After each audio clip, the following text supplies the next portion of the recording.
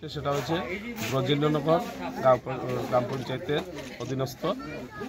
আমরা সেখানে 32 পরিবারের প্রায় 184 জন আজ বিরোধী দল অন্যান্য দল সিপিএম কংগ্রেস ছেড়ে চিরতরে আমাদের ভারতীয় জনতা পার্টিতে এসেছেন এবং এখানে আমাদের সাতসঙ্গমে 4 নং ওয়ার্ডে আমাদের এখানে যিনি নির্দলীয় প্রতিদ্বন্দ্বিতা করেছিলেন উনি ওনার সমর্থক 120 জন ভোটার সহ আরও 4 পরিবারের 13 জন ভোটার নিয়ে একসঙ্গে আজকে এখানে আমরা ওনাদেরকে সমর্থন করিয়েছি।